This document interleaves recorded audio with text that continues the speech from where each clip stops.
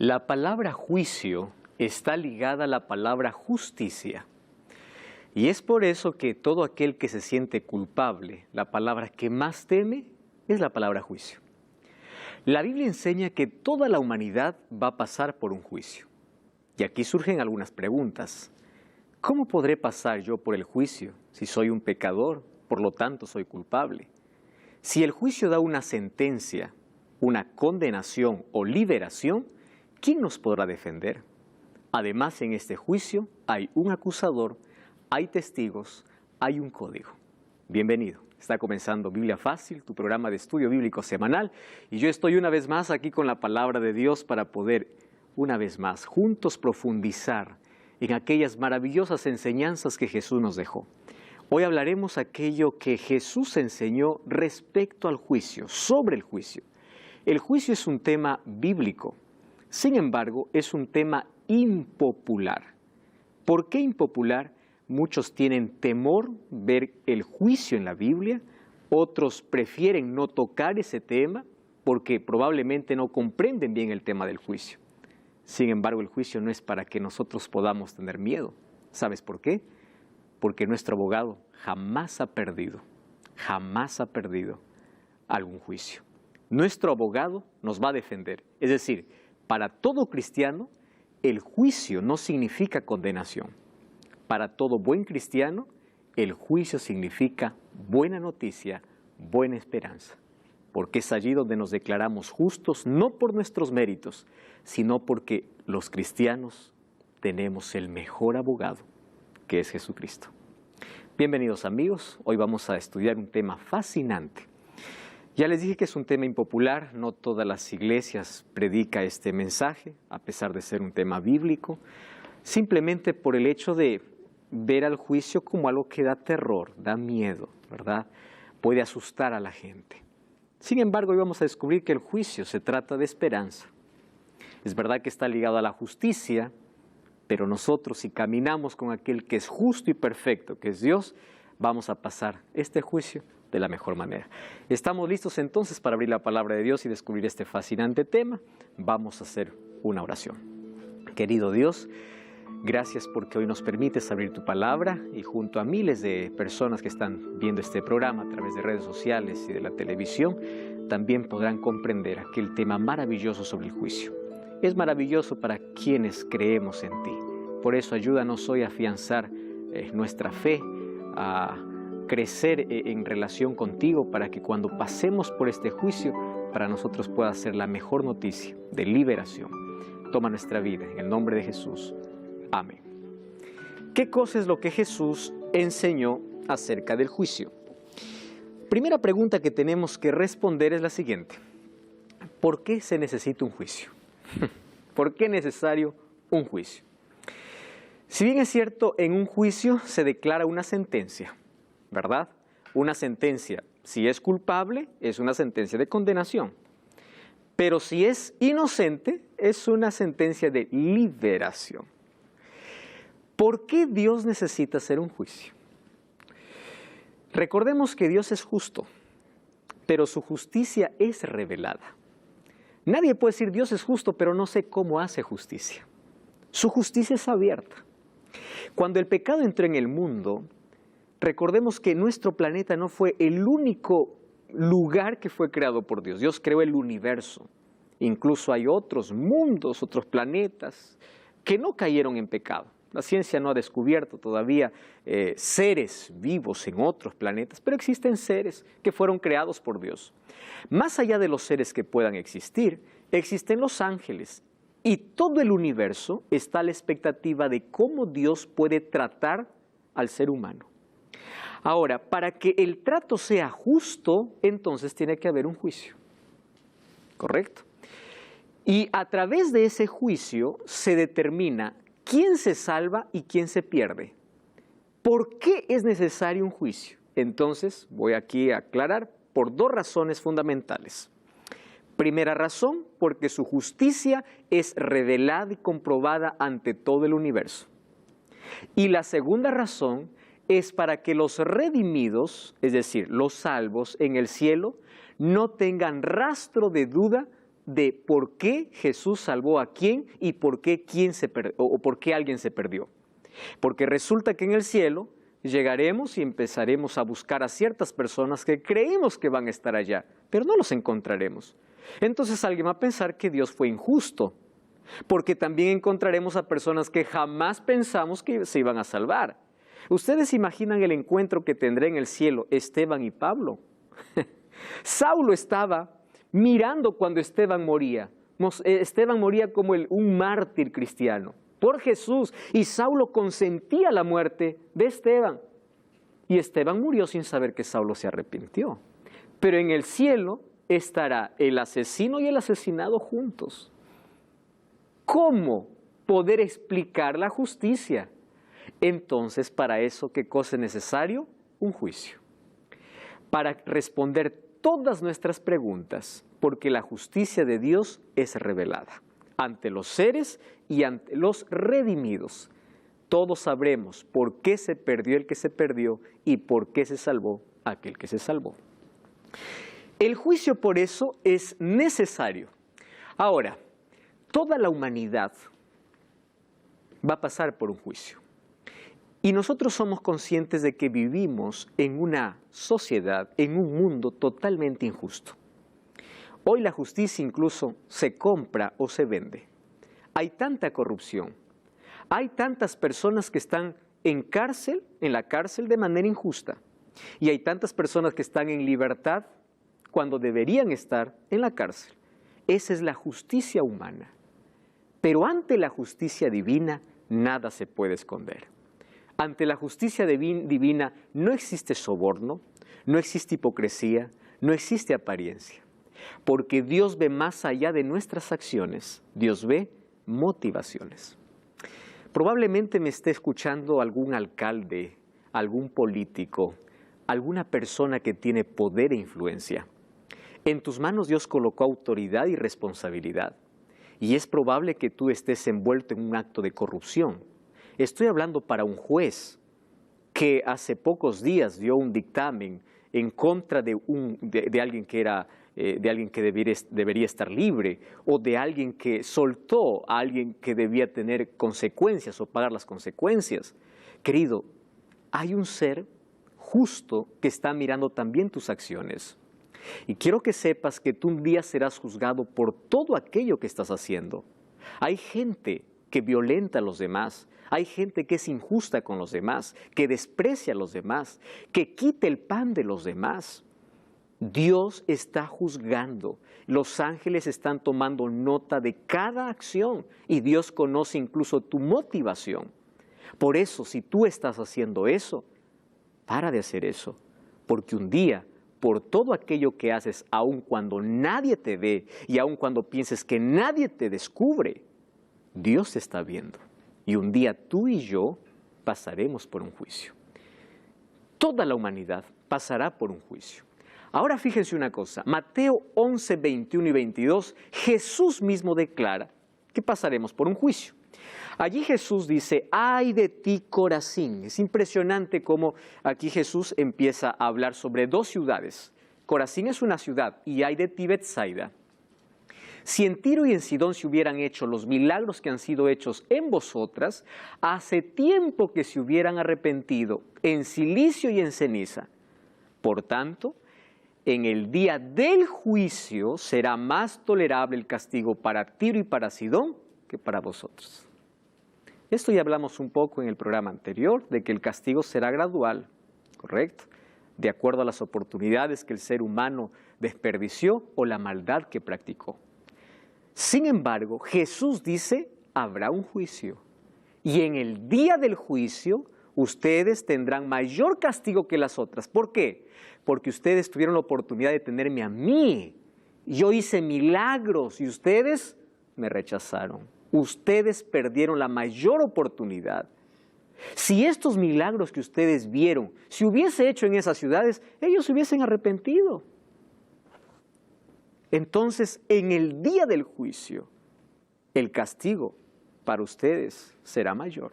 Jesús está hablando entonces aquí ¿de qué? De un juicio. Maribel. Las personas, en la Biblia comenta que hay un libro de la vida, que las personas Ujú. que le reciben a Jesús, Es verdad. igual van a pasar por el juicio o ya no. Muchas gracias. Esa pregunta voy a responder ahora mismo cuando veamos que hay 3 fases de juicio. Pero voy a responder aquella pregunta. Gracias por hacerla. Ahora fíjense, Jesús dice que hay un juicio. El asunto es lo siguiente. Cuando nosotros somos acusados por alguna cosa y vamos a un juicio, va a depender de 2 cosas para poder ganar ese juicio. Número 1, de nuestra inocencia, ¿verdad? Pero número 2, de nuestro abogado y de quién es el juez. ¿Es así o no? Porque tú puedes ser inocente, pero si tienes un mal abogado, en lugar de salvarte puede condenarte. Y si el juez no te conoce, también.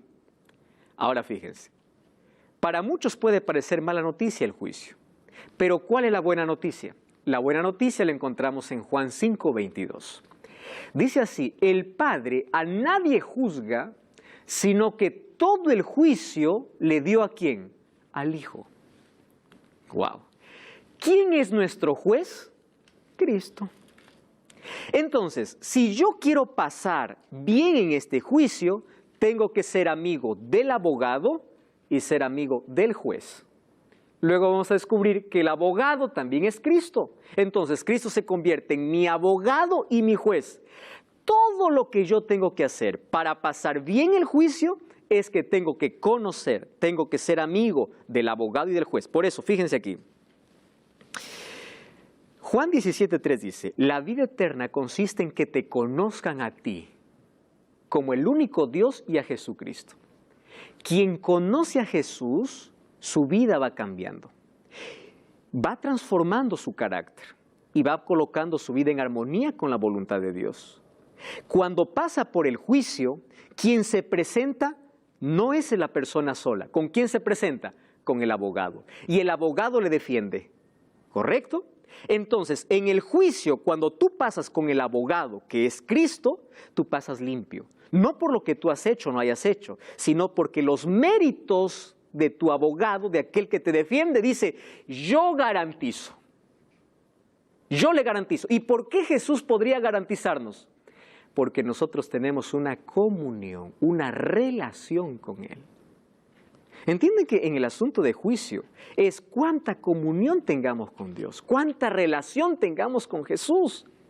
Hay 2 maneras de presentarnos al juicio. La primera manera es, yo estoy aquí. ¿Quién eres? Fulano de tal. ¿Qué cosas has hecho? Bueno, yo hice buenas obras, hice una ONG, hice tanto bien. Tus mejores obras no alcanzan para pasar este juicio. Pero si tú te presentas con Jesús, Jesús dice, es verdad que Él peca, pero Él me pide perdón. Es verdad que Él comete faltas, pero Él camina conmigo. Mi justicia lo paso a Él. Entonces, los 2 pasamos. ¿Entienden? O sea, por eso es que para un cristiano, el juicio no es un tema de miedo. Es un tema de esperanza. Es más, debemos pasar por el juicio. Y queremos pasar. Miren, Jesús en Mateo 25 contó una parábola. Dice, a los de la derecha llamó cabritos y a los de su izquierda llamó ovejas. A las ovejas les dirá una cosa y los cabritos otra cosa. En una parábola que él contó. ¿Por qué ovejas? Miren, el libro de San Juan capítulo 10 dice, mis ovejas oyen mi voz. Interesante. Somos ovejas porque escuchamos la voz del pastor, reconocemos la voz del pastor. Y aquel que reconoce la voz del pastor y dice, y me siguen, porque escuchan mi voz y me siguen. Aquel que escucha la voz de Dios, aquel que sigue a Dios, que camina con Dios, no debe tener miedo a nada. Porque quien le defiende, ¿quién es? Es Cristo. Entonces, Jesús dice en Juan 5:24, el que oye mi palabra y cree en el que me envió, tiene vida eterna. ¡Wow! ¡Qué promesa! No vendrá condenación porque ha pasado de muerte a vida. Entonces, ¿qué cosa está diciendo aquí Jesús? El que oye mi palabra y cree en mí, si pasa por el juicio, ¿qué cosa no tendrá? Condenación. Romanos 8:1 dice que ninguna condenación hay para los que están en Cristo. Ojo, primero escucho la palabra, creo, acepto a Jesús. ¿Y qué cosa es estar en Cristo? camino con Él. ¿Entienden el proceso? Escuchan la palabra, creen o aceptan a Jesús y caminan con Él. Por eso Romanos 8:1 dice, aquel que está en Cristo, ninguna condenación hay para los que están en Cristo. Se refugian en Él, caminan con Él. Eso es cristianismo auténtico, relación diaria con Dios. Muy bien, ¿cuántos deberán enfrentar el juicio? Miren 2 Corintios 5:10. El apóstol Pablo dice, es necesario que todos nosotros comparezcamos ante el tribunal de Cristo para que cada uno reciba según lo que haya hecho mientras estaba en el cuerpo, sea bueno o sea malo. Es decir, mientras estaba vivo, ¿correcto? Porque cuando uno muere, el destino se definió según tus obras mientras tú estabas vivo, sea bueno o sea malo. Es necesario que todos comparezcamos ante el juicio. Ya les dije por qué era necesario el juicio, pero aquí hay otro detalle que yo quiero agregar. Fíjense, para los creyentes el juicio es sinónimo de esperanza. Es más, nosotros tenemos que anhelar pasar por el juicio. Y hoy toda la humanidad ya está pasando por un juicio. ¿Cuándo comenzó? En breve ahora lo veremos. ¿Correcto? Porque el juicio en sí es en favor de los creyentes, a favor de aquellos que creen. Todo ser humano entonces va a pasar por un juicio, ¿correcto? Ahora, vamos a otro asunto. ¿Por qué cosas las personas serán juzgadas? ¿Por qué seremos juzgados? Vamos a leer algunos textos aquí interesantes. Eclesiastés capítulo 12, versículo 13 y versículo 14. ¿Puede leer, Maribel? Eclesiastés 12, 13 y 14. El fin de todo el discurso oído es este. Teme a Dios y guarda sus mandamientos, porque esto es el todo del hombre, porque Dios traerá toda obra a juicio, justamente con toda cosa descubierta, sea buena o sea mala. Gracias. Fíjense una cosa, ¿cómo es que la obra de juicio lo relaciona con temer a Dios y guardar sus mandamientos? ¿Qué relación tienen las dos cosas? Que hay algo interesante. Dice aquí Salomón, todo lo que tú tienes que hacer, todo lo que tienes que hacer es temer. Temer en la Biblia no es tener miedo. Temer significa respetar, reverenciar, amar. El temor tiene que ver con el amor, no con el miedo. Aquí puede traducirse así: ama a Dios, camina con Dios y guarda sus mandamientos. Eso es todo. ¿Por qué? Porque va a haber un juicio. ¡Wow! Entonces, aquel que no teme y no guarda sus mandamientos, no le va a ir bien en el juicio. ¿Y el juicio qué cosa determina? ¿Quién se salva y quién se pierde? Vamos a otro texto. Miren acá, Mateo 12, 36 y 37.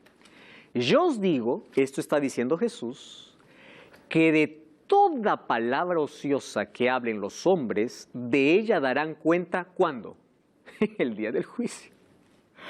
Hasta de nuestras palabras, porque por tus palabras serás justificado y por tus palabras serás, ¿qué cosa? Condenado. Présteme atención aquí. Todos nosotros sabemos que somos salvos por gracia. ¿Estamos de acuerdo con eso? Pero seremos juzgados por obras. Somos salvos por gracia, juzgados por obras, porque las obras, ojo, aquí un asunto, las obras nunca salvan al ser humano, eso está claro para nosotros, ¿verdad?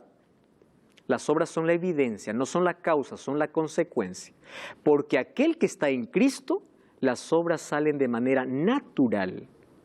Pero aquel que quiere salvarse haciendo buenas obras está perdido, porque la salvación no está en las obras está en Cristo. Pero aquel que está en Cristo practica buenas obras. Es obediente, es fiel, guarda los mandamientos, hace las cosas porque ama a Dios, porque es fruto de su relación con Dios. ¿Recuerdan en el proceso de santificación? Cuando nosotros tenemos fruto, cuando estamos unidos ¿a quién? A la vid. ¿Quién es la vid? Cristo. ¿Correcto? Muy bien. ¿Cuál será la norma usada en el juicio? Miren, cuando una persona va a ser juzgada, existe un juez, existen libros, hoy voy a los libros, existe un acusador, existen testigos y existe un acusado. ¿Estamos bien hasta ahí? Hay otros elementos más, pero vamos a ilustrar de esa manera. ¿Quién es nuestro abogado? Jesús.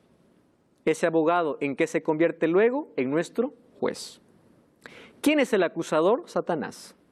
¿Quiénes son los testigos? Los ángeles. ¿Correcto? Pero todo juicio necesita una ley, ¿o no? A ver, ¿cómo yo te voy a condenar si no hay una ley que dice que tú has faltado a la ley para condenarte? ¿Quién es el que coloca la sentencia? La ley. Entonces, el juez todo lo que hace es verificar si aquel acusado faltó a la ley, porque si no faltó la ley es una acusación falsa. Entonces estás libre, ¿por qué? Porque la ley no te condena. ¿Están de acuerdo conmigo? Si no existe una ley, no existe juicio. Porque nadie puede decir, a ver, a mí me parece que, bueno, está bien, libre. No, tú estás condenado porque hoy amanecí mal y estoy de rabia. No, todo está estipulado bajo una ley. Y es la ley quien te dice, tú has faltado a la ley, esa es la consecuencia. ¿Correcto? Ahora, en el juicio divino existe una ley. Eclesiastés 12:3 dice, guarda los mandamientos y teme a Dios porque es todo del hombre. Sin embargo, vamos al libro de Santiago capítulo 1, versículo 25. Miren lo que dice Santiago 1:25 y luego Santiago 2:10 al 12. ¿Está bien? Por favor, Wilfrido. Santiago 1:25, la primera parte. Mas el que mira atentamente en la perfecta ley, la de la libertad, y persevera en ella, no siendo oidor olvidadizo, sino hacedor de la obra, éste será bienaventurado en lo que hace. Muy bien. Wilfrido, ¿cómo se llama la ley? La de la libertad. Gracias. Lo resalté justo eso porque eso me interesa. ¿Por qué es necesario entonces mirar a la expresión, el adjetivo que coloca la ley? ¿Qué cosa es la ley? Perfecta. ¿Por qué es necesario? Porque aquel que mira, y no solo lo mira, sino que persevera en ella, no se olvida, sino hace, este es feliz. Bueno, yo soy feliz mirando, pero ¿por qué soy feliz? La respuesta está en el capítulo 2, versículo 10 al 2. ¿Puedes continuar leyendo, por favor? Porque cualquiera que guardare toda la ley, pero ofendiere en un punto, se hace culpable de todos. Continúa. Porque el que dijo, no cometerás adulterio, también ha dicho, no matarás. Ahora bien, si no cometes adulterio, pero matas, ya te has hecho transgresor de la ley. Así hablad y así haced, como los que habéis de ser juzgado por la ley de la libertad. Gracias. Amigos, el apóstol Santiago es tan claro. Dice así, todos vamos a ser juzgados, ¿correcto? Pero en este juicio, ¿qué cosa hay? Una ley. ¿Cómo se llama esa ley? De la libertad. Pues la ley de la libertad es el amor. Por supuesto que la ley está basada en el amor. Pero para que nadie tenga duda de qué ley se está hablando, es la ley de Éxodo 20. Incluso él toma 2 mandamientos, no matarás y no cometerás adulterio, para que nadie dude. Entonces, ¿de dónde nace la idea? Que la ley fue abolida en la cruz, que hoy ya no necesitamos ley. Por la ley seremos juzgados. ¿De qué ley está hablando Santiago? Miren, vamos a Éxodo capítulo 20. Versículo 13 dice, no matarás. Versículo 14 dice, no cometerás adulterio. El apóstol Santiago está tomando 2 mandamientos de toda la ley, ¿correcto? No es otra ley de la cual está hablando. Algunos dicen, no, esta ley nos esclaviza, esta ley es una carga. ¿Qué cosa dice Santiago? Esta ley nos liberta. Porque aquel que está en armonía con la ley no va a ser condenado. ¿Por qué no va a ser condenado? Porque la ley es el reflejo del carácter de Dios y aquel que está en armonía con la ley de Dios no va a ser condenado porque en su corazón hay amor. La ley refleja el amor. Amor a Dios y amor al prójimo. Ah, no, pastor, la ley ya fue. Queridos, aquel que dice la ley fue para el antiguo, la ley fue para el judío, la ley ya no existe más, tiene que leer lo que dice Santiago. Santiago escribe su carta muchos años después de la resurrección de Cristo. Y él dice, seremos juzgados por esta ley. Y está tomando la ley eterna, la ley escrita por el dedo de Dios. La ley escrita en Éxodo capítulo 20. Y otra cosa, dice así, aquel que guarde toda la ley pero ofende en un punto, quiere decir, miren lo que dice Santiago, aquella ley, que es la ley de la libertad, tienen que guardarla, ¿qué cosa? Toda. Y para que nadie confunda de qué ley estoy hablando, voy a tomar 2 mandamientos de esa ley. No matarás y no cometerás adulterio. Porque por esa ley seremos juzgados.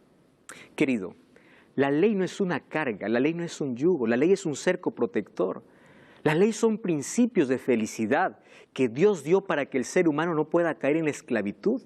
Y aquel que camina en armonía con Dios, Él lo coloca en armonía con su ley. Por una razón, porque su ley está basada en el amor. Los 4 primeros mandamientos tienen que ver con tu amor a Dios. Y los 6 últimos mandamientos tienen que ver con tu amor al prójimo. No existe juicio sin ley. Entonces la ley es el código por el cual tú y yo seremos juzgados. Si alguien te dice que la ley fue abolida, que hoy ya no necesitamos de ley, querido, hoy vamos a comprender en este programa y en el próximo la importancia que tiene la ley. Mas hoy comprendimos que la ley es la norma en el juicio. No cambies el canal. Estamos de regreso. Este es Biblia Fácil.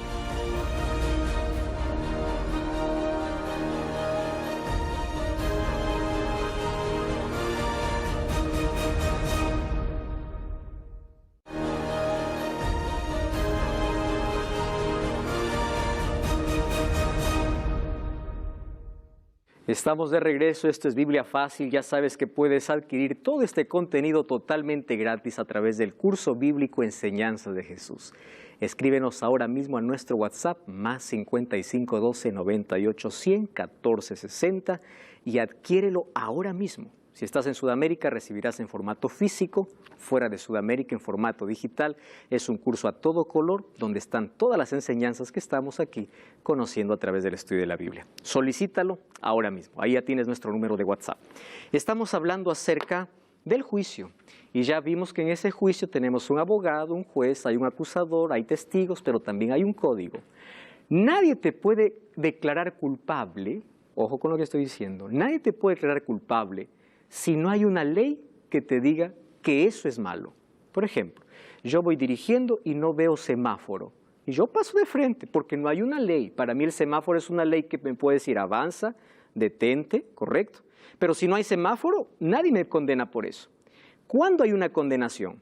Cuando yo me paso el semáforo cuando está en rojo. El semáforo, el rojo me dice que tengo que parar y yo paso. Entonces yo tengo una multa. ¿Por qué tengo una multa? Porque la ley estipula que yo, cuando estoy conduciendo, cuando el semáforo está en rojo, tengo que parar.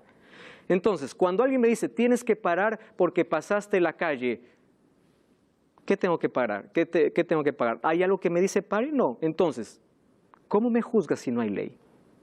¿Están comprendiendo, no? La ley funciona como norma en el juicio. ¿Por qué? Porque Dios muestra su justicia diciendo, tú no te salvas por esto. Ahora, la ley nos salva. Somos salvos por la gracia de Cristo. Pero ¿cuál es el asunto de la ley? Es la evidencia de que yo camino con Dios, de que mi vida esté en armonía con Dios.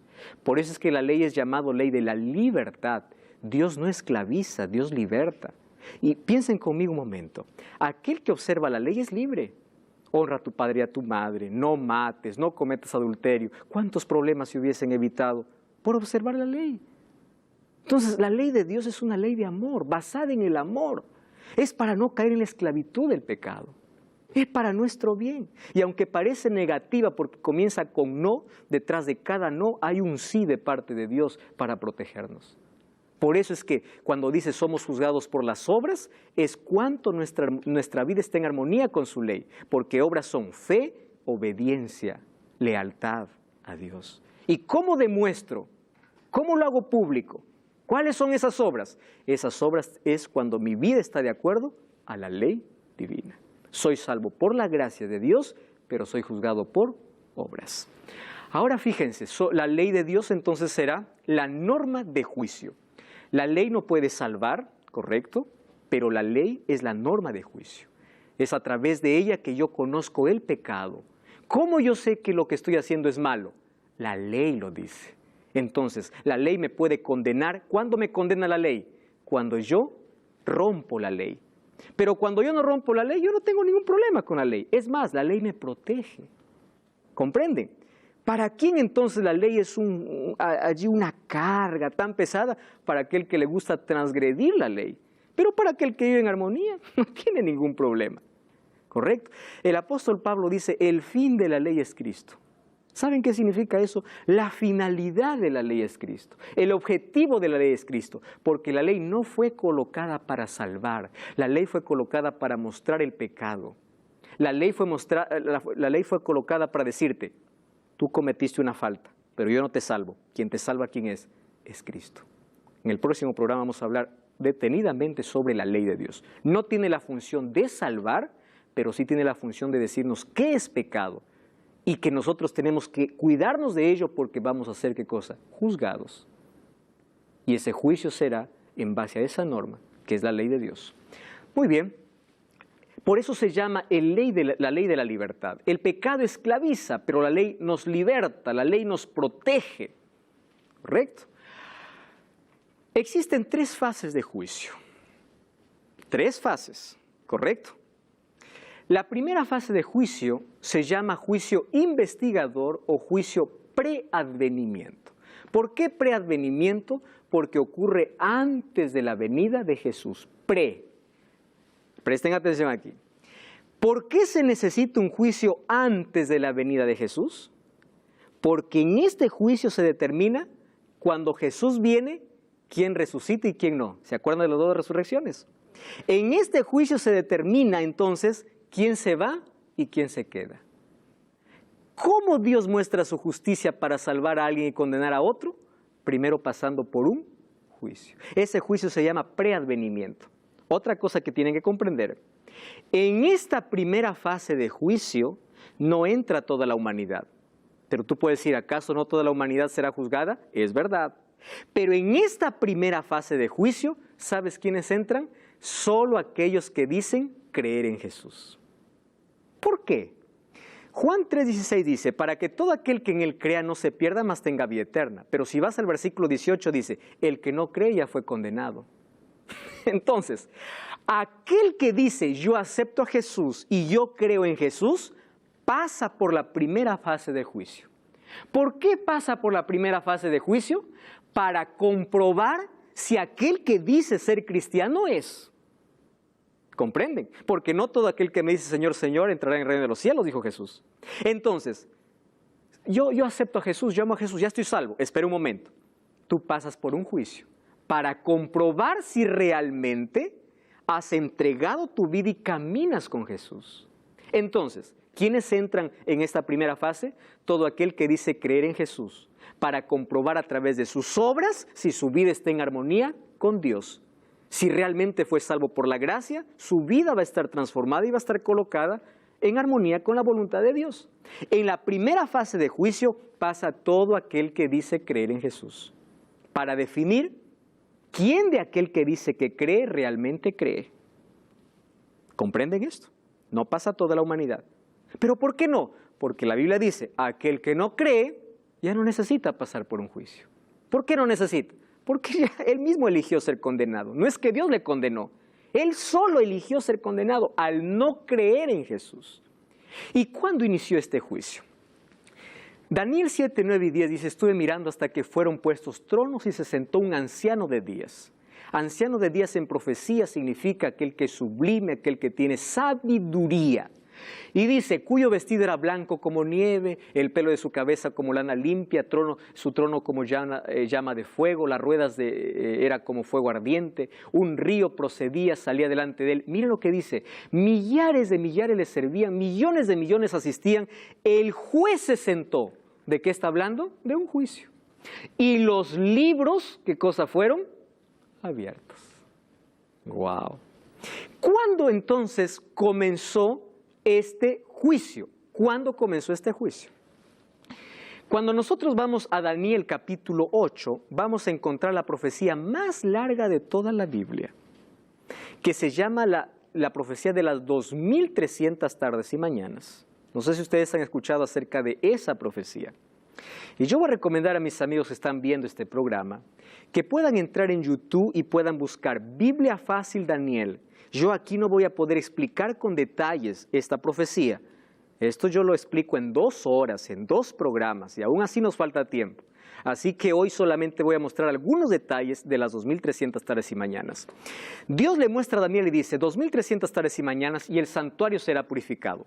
¿Cuál era el santuario? Aquel santuario que Dios había mandado a Moisés a fabricar en la tierra. Solo que cuando Daniel recibe la visión, piensa que el santuario que va a ser purificado, ¿cuál es? Es el santuario terrenal, solo que el santuario terrenal fue destruido, ¿comprenden? Entonces Jesús estaba hablando de un santuario no terrenal, sino de un santuario celestial. Correcto. ¿Qué cosas se hacían en el santuario? Présteme atención aquí porque voy a explicar de manera tan breve. Todos los días se hacían sacrificios. El pecador llevaba un cordero perfecto y lo sacrificaba en el atrio, que era la parte externa del santuario. El sacerdote le daba un cuchillo, él degollaba al cordero, la sangre manchaba su vestido del pecador. El sacerdote tomaba la sangre y entraba al lugar santo. Y en el lugar santo esparcía 7 veces en las cortinas, porque había una cortina que dividía lugar santo y lugar santísimo. Eso se hacía todos los días, se hacía sacrificio por el pecado y sacrificio por el pueblo, el sistema de sacrificios. Pero una vez al año, que era el 10º día del 7º mes, en el lugar santísimo entraba el sumo sacerdote. Durante todo el año actuaba ¿quién? El sacerdote. Pero una vez al año, 10º día del 7º mes, entraba el sumo sacerdote. ¿Para qué? Para purificar el santuario. Ese acto de entrar al lugar santísimo se llamaba día de juicio. ¿Por qué día de juicio? Porque todos los pecados que habían entrado al lugar santísimo, ¿cómo entraron? Por medio de la sangre del cordero.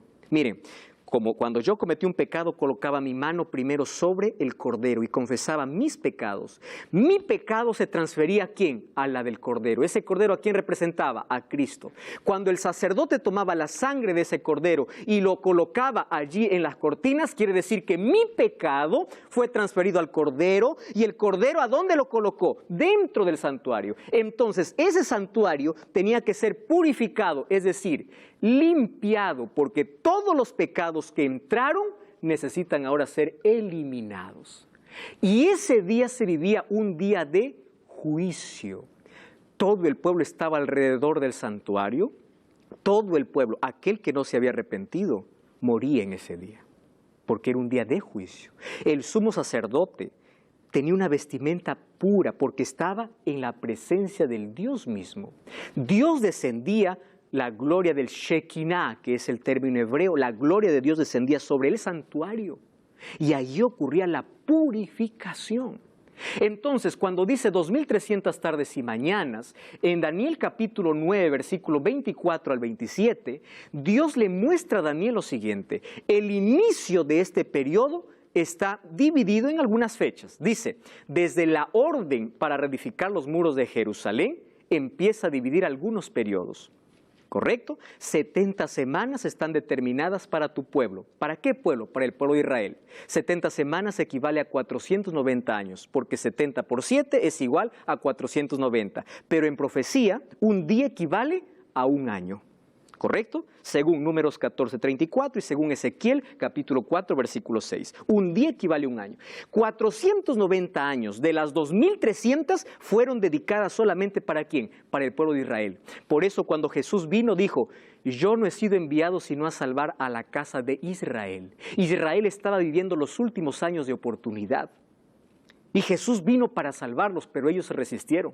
Ahora, en esas 70 semanas, ¿saben qué cosa ocurriría? La semana más importante, aparte de la reconstrucción de los muros de Jerusalén, era la última semana, que eran los 7 últimos años. Esos 7 últimos años comenzarían con el ungimiento del Mesías. El ungimiento del Mesías representa el bautismo de Jesús. Y Jesús ya estaba profetizado incluso 600 años antes, ¿cuándo sería su bautismo? Jesús se bautizó conforme a la profecía en el año 27, ¿correcto? Y dice que después del ungimiento, dice que hará cesar el continuo sacrificio a la mitad de semana. ¿Qué significa hará cesar el continuo sacrificio? Que el sistema de sacrificios terminarán. ¿Por qué? Porque Cristo morirá a la mitad de semana. Ahora sumamos, 27 más 7, 34. En el año 34 muere Esteban. Y cuando muere Esteban, se termina la oportunidad para el pueblo judío.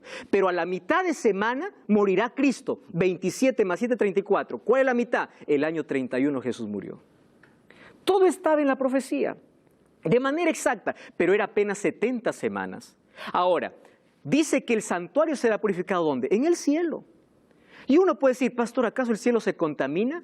Miren, cuando Jesús subió al cielo, fue para hacer la obra de intercesión, para actuar como nuestro sacerdote. Pero después de las 2300 tardes y mañanas o 2300 años, Jesús tomaría una nueva función, que es la función de sumo sacerdote. ¿Por qué sumo sacerdote? Porque a partir de ese tiempo se viviría un juicio. ¿Recuerdan qué significaba cuando el sumo sacerdote entraba? Era un día de juicio. Entonces, después de las 2300 tardes y mañanas, comenzaría Jesús una doble función. No solamente de intercesión, sino también una obra de juicio. ¿Y cuándo se cumplieron esas 2300 tardes y mañanas? Si sumamos el año 457, empezamos a sumar las 70 semanas que fueron para el pueblo de Israel, que terminaron en el año 34. Sumamos entonces 2300 años menos los 490 años que fueron para el pueblo de Israel, nos dan 1810 años. ¿Qué nos faltaría para llegar a las 2300 tardes y mañanas? ¿Cómo lo sumamos? Es fácil. Nosotros entonces sumamos, ¿cuándo terminaron las 70 semanas? En el año 34, más 1810 años, entonces nos da el año 1844. Esa fecha estaba marcada en el calendario divino como un día de inicio de juicio, ¿dónde? En el santuario celestial. No es que el santuario se haya contaminado de pecado, sino que desde ese día se inicia un juicio y se eliminan los registros de los pecados de todos los hombres. Ahora fíjense una cosa, existe una segunda fase de juicio que es el juicio comprobatorio. 1 Corintios 6:3 dice el apóstol Pablo, ¿no sabéis que nosotros vamos a juzgar a toda la humanidad, incluso a los ángeles? Miren lo que dice Apocalipsis capítulo 20. Vi un trono blanco, el que estaba sentado, delante de él, el cual huyeron la tierra y el cielo. Ningún lugar se encontró para ellos. Vi muertos, grandes, pequeños, de pie. Los libros fueron abiertos y otro libro fue abierto, donde fueron juzgados los muertos por las cosas que estaban escritas. ¿Dónde? En los libros. ¿Por qué fueron juzgados? Según sus obras. ¿Quiénes juzgan aquí en esta segunda fase? ¿Saben quiénes? Los redimidos. Esta segunda fase se llama juicio comprobatorio. ¿Por qué juicio comprobatorio? Porque en el cielo nosotros tendremos acceso a los registros para saber por qué fulano se perdió. ¿Por qué? Recibió tantas oportunidades, rechazó la gracia de Dios. Entonces, la eternidad comenzará sin un rastro de duda. Este juicio no es para determinar quién se salva. Este juicio se llama comprobatorio porque solamente es para comprobar ¿qué cosa? La justicia divina. ¿Correcto? Nosotros ahora empezamos a juzgar ¿a quiénes? A los perdidos. Ahora existe una tercera fase del juicio. Juan 27 es un texto que ya hemos leído. Dice que Satanás es suelto de su prisión y luego se reúnen todos para atacar el campamento de los santos de la ciudad amada. Descendió fuego del cielo y los consumió. ¿Cómo se llama este juicio? El juicio ejecutivo, es decir, donde se ejecuta la sentencia. Entonces, desde 1844, no sabemos hasta cuándo, nosotros todos pasamos por un juicio, todos los días. Por eso la Biblia dice, cada mañana nuevas son tus misericordias. Cada día se renueva la gracia de Dios. Cuando nosotros morimos, sellamos nuestro destino.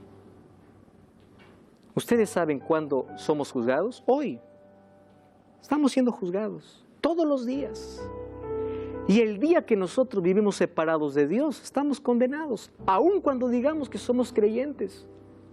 Pero si hoy estoy perdido y digo, Señor, perdóname, y nuevamente me agarro del brazo poderoso de Jesús, estoy salvo. Y yo voy a pasar por el juicio todos los días, porque todos los días mis obras son juzgadas. Todos los días hay un enemigo que me acusa, pero todos los días tengo un abogado que me defiende si es que yo lo busco. Por eso vida cristiana es una relación diaria. No es una relación de una vez por semana ir a la iglesia. Vida cristiana no tiene que ver con las cosas que yo haga para salvarme. Vida cristiana tiene que ver con cuánto tiempo dedico para relacionarme con Cristo. Por eso es que el juicio no es para dar miedo a la gente. Es solamente para invitar que las personas se agarren del brazo de Jesús.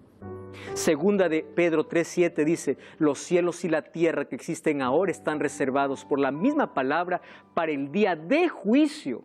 Todas las cosas han de ser deshechas. ¿Cómo nosotros podemos andar en santa y piadosa manera de vivir, esperando y apresurando para la venida del día de Dios, en el cual los cielos serán encendidos, serán deshechos, todo será quemado? Pero nosotros esperamos, según sus promesas, cielo nuevo y tierra nueva. ¿Por qué? Porque en esa primera fase de juicio, nosotros nos aferramos del brazo poderoso de Jesús. Los cristianos no tenemos ningún motivo para poder tener miedo al juicio, por una sencilla razón. Porque aquel que hace de Jesús su abogado todos los días está libre de condenación. Este es el juicio ejecutivo. Cuando la ciudad santa desciende del cielo, dice que los perdidos se levantan como la arena del mar.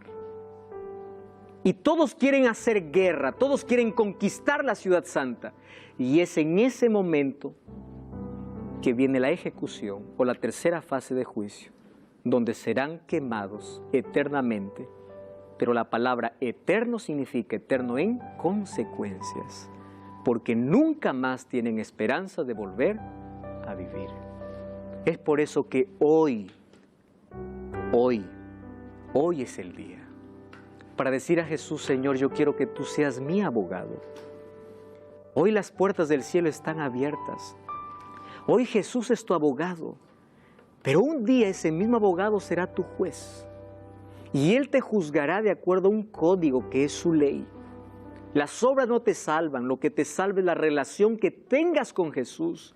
Por eso hoy te invito a hacer de Jesús la mayor y la mejor experiencia diaria de tu vida. Camina con Jesús.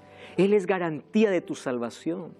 Coloca a Jesús en el primer lugar de tu vida. Que Él sea lo primero, lo último y lo mejor que tú puedas tener en la vida. Cuando caminas con Él, no existirá ninguna condenación para ti. Pasarás esta primera fase como un salvo, como alguien que espera vivir con Jesús eternamente. Cristo quiere salvar a todos, pero no todos quieren ir con Él. Déjame hacerte una pregunta. Si hoy fuese tu último día de vida y hoy murieses, ¿cuál es el destino que has elegido? ¿Estás aferrado a Jesús? Si Cristo tuviese que venir hoy, ¿en cuál de los dos grupos estarás? Oh querido, nuestra vida es corta, nuestra existencia sobre esta tierra es pequeña, pero es suficiente como para poder elegir la eternidad al lado de Jesús. ¿Qué haces perdiendo tu vida en el alcohol, en la droga? ¿Qué haces hundido en la miseria del dolor, sufriendo sin Cristo? Cuando los brazos de Jesús se abren para decirte, yo quiero salvarte. Todos los días somos juzgados. Y si tú sabes que hoy estás condenado, no estás condenado para siempre porque tienes vida.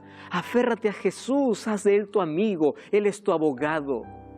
No importa la miseria donde has caído, Cristo te levanta, renueva tu vida, transforma tu vida, coloca tu vida en armonía con su ley, porque por su ley serás juzgado y Él te salvará. ¿Quieres hacer de eso tu experiencia hoy?